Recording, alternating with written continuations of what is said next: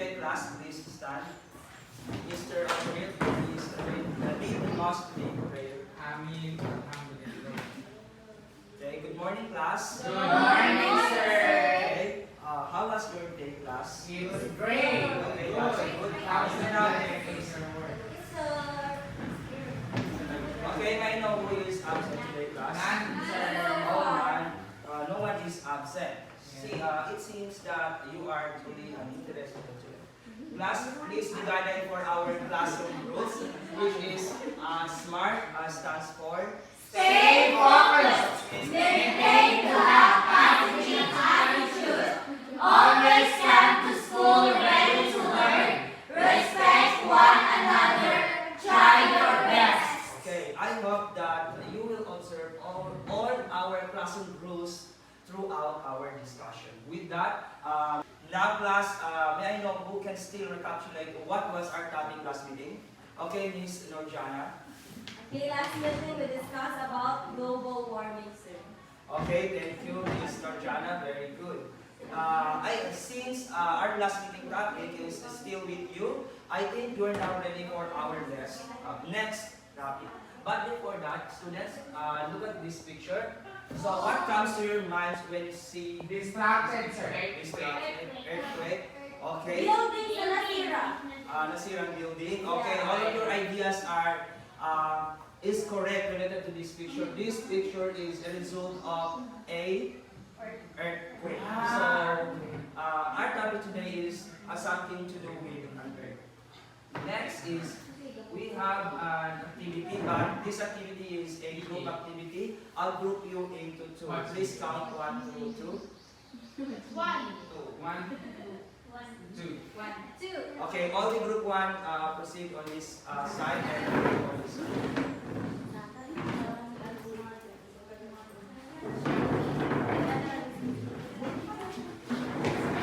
Sir, palopag na yung heart rate dapat po, sir. Charles?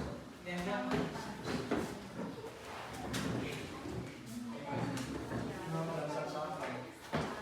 Yan, sakay. Alis mo yung ano yan, sir. Ay, appliance. Daw. Yung camera.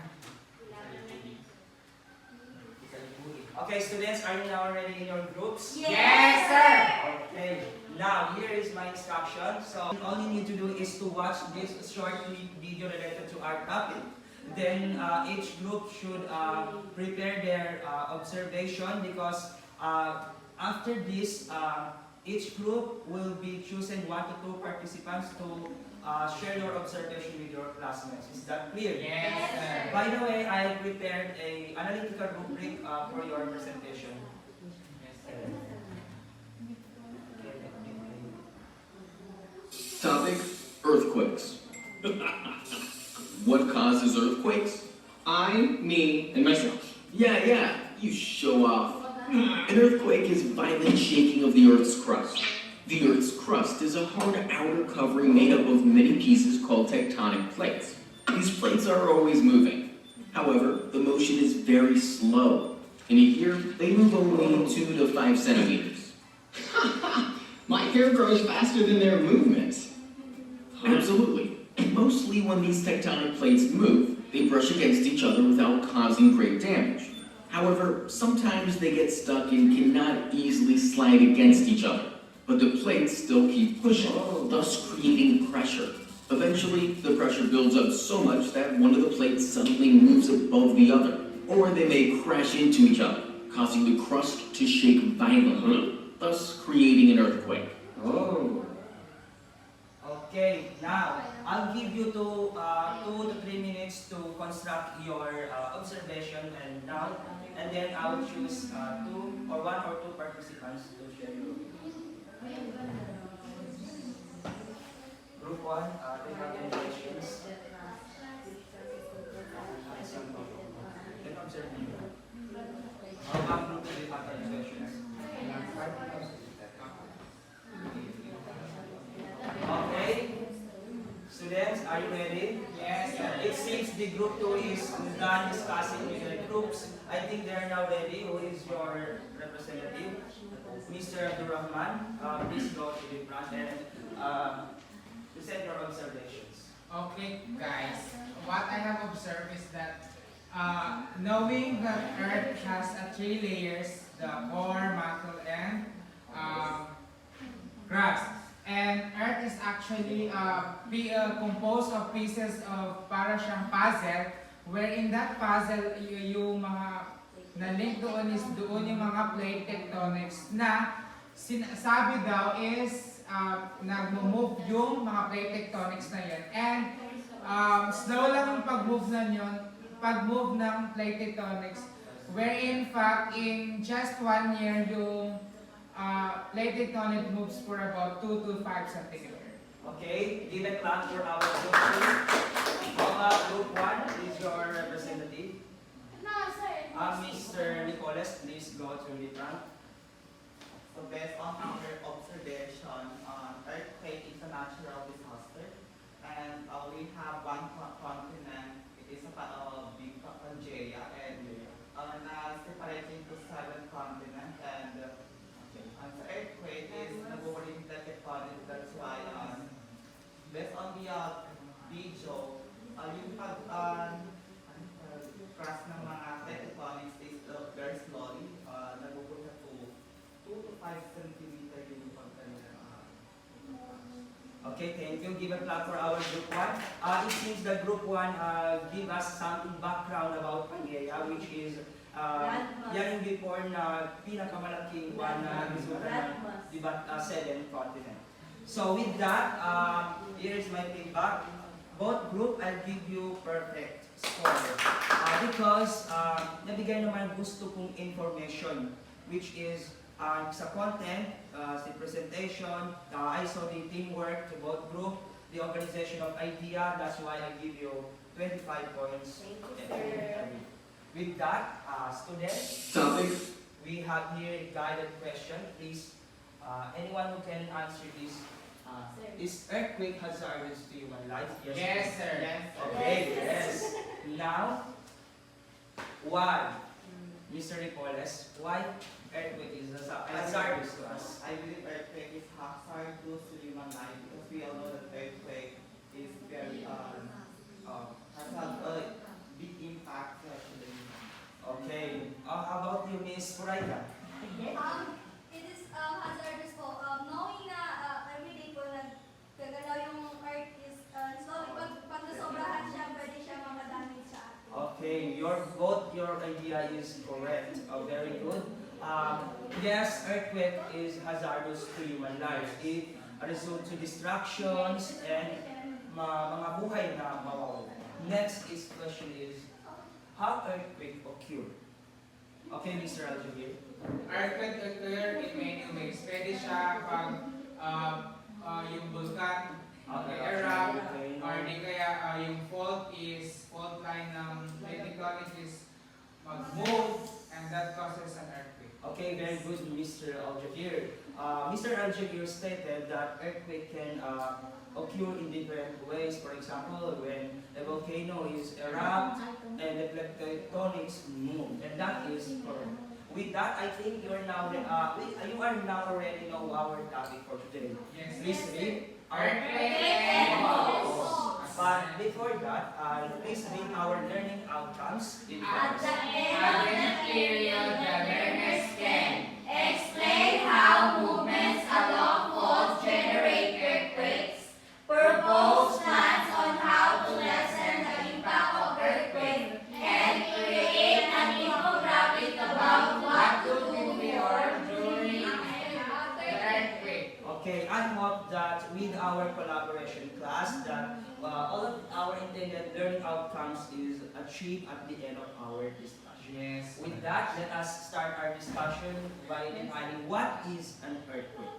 So I know that you know what is an earthquake. Yes, sir. So an earthquake is a shaking of the ground caused by a sudden motion along faults or fractures in the earth crust. We know that our earth is have a plate tectonic, then each boundaries is called the faults. And when that faults or the fracture that is kumbaga nasobrahan may nag-fracture, that causes the sudden motion to the ground na nag-shake na nararamdaman natin in the surface. Next is, okay, although the ground beneath us seems solid, it's actually constant motion. We usually don't see it, but we can experience it through an earthquake. So in every day, hindi na lang natin nararamdaman, but our lithosphere is continuously moving, but slowly siya. Nararamdaman lang natin pag may fracture na nangyari, which causes a malakas na friction or motion. That's why nagkakaroon tayo ng earthquake. Next is, class, did you know that our Mother Earth is like a jigsaw puzzle? Yes. Okay, it is like a jigsaw puzzle because it can seven continents, which is each boundary is false and okay. Now, Earth. Excuse.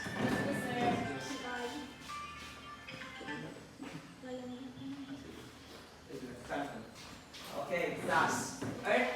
Earth crust is broken up into irregular pieces called tectonic plates.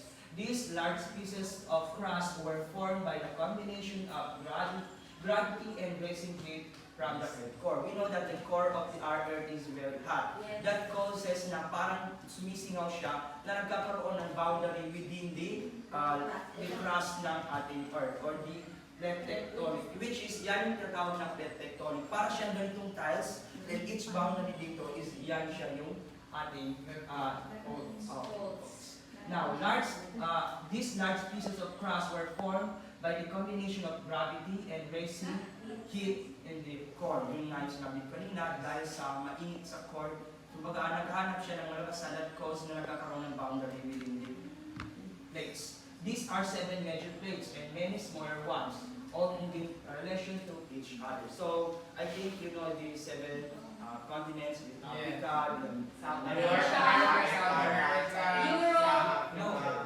Europe. Then each of their boundaries have its faults. Okay.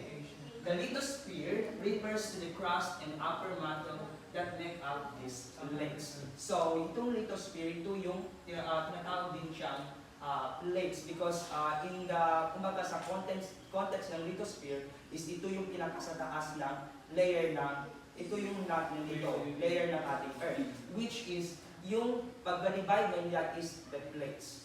Next is, as tectonic plates moves past each other along the fault zone, they sometimes get stuck. Pressure builds, and when the plates finally give and slip, energy is released as seismic waves, causing the ground to shake. This is an earthquake. So this is how earthquake occur. So as what stated here, so kapag daw na yung pressure, na sobrahan ng pressure din, for example, may na-fracture doon kasi di ba continuously moving, the plates is continuously moving in a slow motion, tapos doon sa kanilang pag is parang meron yung fracture na mangyari that causes these seismic waves to travel na nagkakaroon na tayo ng earthquake or the sudden motion. Now, what is fault? So, fault is a fracture in the rocks that makes up the earth crust. Sorry. So, ito yung, when I say fault, we have here a okay, when I say fault, ito yung parang boundary ng bawat plates, which is dyan na po yung earthquake. Earthquakes are caused by the slippage of rock along the breaks of lithosphere called faults. So yan nga yun siya. Fault is yung mga boundaries kung saan yung nangyayari yung earthquake. So we have here the anatomy of an earthquake. We have here the fault, yung fracture, or yung boundary ng bawat plates. Next is the epicenter. Epicenter is kung saan mangyayari yung Saan nabanda yung energy ng earthquake. The focus. Focus is the point within the earth where an earthquake fracture starts. Doon sa next is the seismic waves, which is yan yung tawag. Technoplastic, the seismic wave is the tawag sa waves ng earthquake. And the volcanologists uses a seismogram to measure that wave. Then yung seismograph, yung tawag sa yung data. data. Okay? And the plates. Okay. Now, class, do you have any clarification or questions? None so far, None sir. so far. With that, we have another activity. This is called Make Me. So I will regroup you again into two. Please count 1 to 2. 1, 1, 2, 1. Miss Amani, 2. 2. Okay, all to group 1 proceed on this part and group 2 on that part. Please go to your group.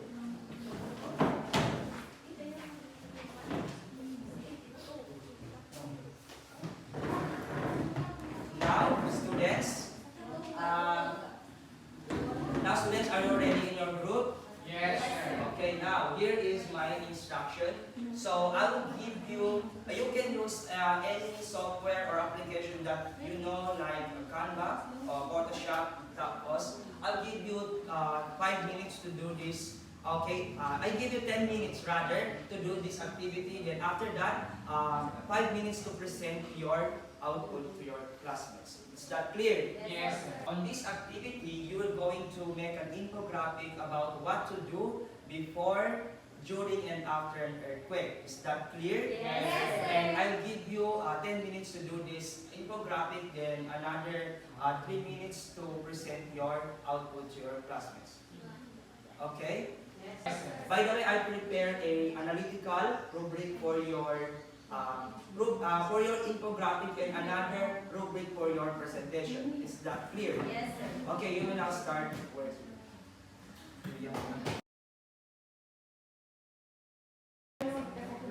Okay, group 1, do you have any questions? None so far, sir. How about group 2? None so far. Wala na sa akin. Students, are you done? Yes, sir. Okay, now, for group 1, who is your representative to present your output to your classmate? Okay, Miss Norjana. Okay, so this is our proposed plan. So what to do before and during and after an earthquake. So we make infographic for that so that it will be easy to understand. So first, before magkaroon ng earthquake, plan with your family. So mas maganda yung alam niyo na yung gagawin. If there's a possibility na magkaroon ng earthquake, so alam niyo na yung gagawin, hindi na kayo mangangapapa, parang magiging calm kayo kasi may plan na kayo what you need to do when there's an earthquake. Then secure your stuff. So make box siguro. Then lagyan niyo na yung mga necessary things like the first aid kit, blankets, water, batteries, and extra batteries for everything that you need to use for the if may earthquake. And then prepare stock, and sorry, yung nga sinabi ko, everything that you need to, mga gamit nyo is prepare in a box na para madali nyo na lang kunin if there's an earthquake. And then during earthquake, stay calm. Huwag kayong maging like, para magpanic kayo ano yung gagawin ninyo. And then, iwas kayo sa mga indoors, like sa mga windows na may mga glasses kasi pwede kayong tamaan yan. And you should, alam niyo yung sa earthquake drill, like duck, cover, and hold. So, di ba, pumunta kayo sa mga lugar na alam yung safe kayo, na hindi kayo, parang kung yung mga building is mag-collapse, hindi kayo masasaktan or matatrap in that area. And then, after the earthquake is assess your situation kung like, kung sa place na kayo na nakatago kayo, tingnan niyo muna kayo kung hindi na ba talaga mag-breakdown or mag-collapse yung saan kayo nagtatago. Tingnan niyo yung mga paligid niyo. Then, have a stable communication so that you can communicate with your family and resources, and then that's all. Okay, give a clap for our group 1. How about group 2 is your representative? Okay, Mr. Morsi, please. Okay, Mr. Morsi. Okay, here's the what to do before, during, after the shaking of the earthquake. So before, know the hazard. The second is during the good drop cover and hold, we need to implement the precautionary measure, which is the drop cover and hold. And the after is the assessing the situation. Check your family, your co-workers, and your neighbors if assess their health and injury. That's it. Okay, may I see your infographic? Okay. For your infographic, both group, I'll give you a perfect score because both group, kumbaga naging infographic nga talaga yung ginawa nila kasi they use characters to support their infographic, and also the information needed is also here. But in presentation, for the group 1, I'll give you I'll give you 15 points, and also to group 2, I'll give you 15 points for your presentation because you present your infographic, kumbaga yung mga kailangan gawin before, during, and after an earthquake is you present it. With that, students, do you have any question? None so far. Now let's proceed for your evaluation. So, your evaluation direction in one full sheet of paper, answer the following question briefly but concise. First is explain the relationship between faults and earthquake. Second is propose plans on how to lessen the impact of earthquake. So I'll give you 5 minutes to do this. Activity. Students, are you done? Yes, sir. Now, please pass your paper in the center aisle, then pass it forward. Okay, thank you. Now, for your assignment, please capture this. Research about the hazard caused by an earthquake. Write your answer in one half sheet of paper. Okay, na-capture na? Yes, sir. With that, do you have any question, clarification? Yes, sir. Okay, with that, class